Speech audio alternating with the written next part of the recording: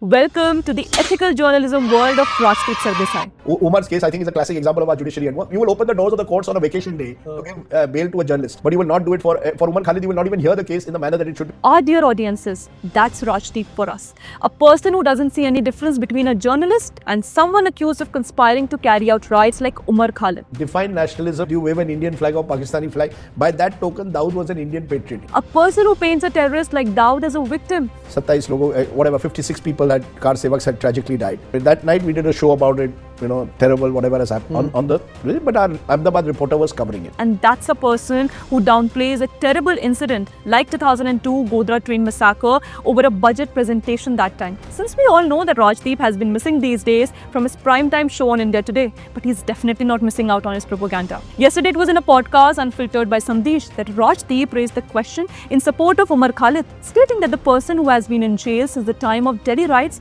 did not get bail. But the court opens on Sunday to get bail for the journalist. I wonder what kind of bizarre logic Rajdeep has started using. Maybe it's because he's soon to hit 60. But nevertheless, it's amusing to see the kind of absurd comparison Rajdeep makes here.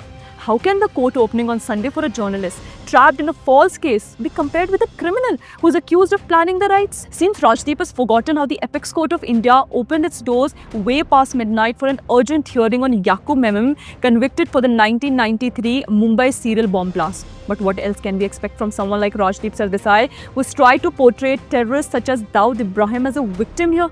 In fact, our viewers should see this article of 1993 written by Rajdeep, quoting words like normal and patriotic for Dawood, further stating that Dawood was just a smuggler and probably turned into a terrorist due to Babri Masjid demolition. Imagine giving context and justifying terror activities. अब मुख्तार अंसारी और अतीक अहमद के साथ बिरयानी खाने वाले से हम और क्या ही एक्सपेक्ट कर सकते हैं. But Rajdeep's journalism is full of controversies. That's why look how he tries to downplay a terrible incident like 2002 Godhra train massacre over a budget presentation that time.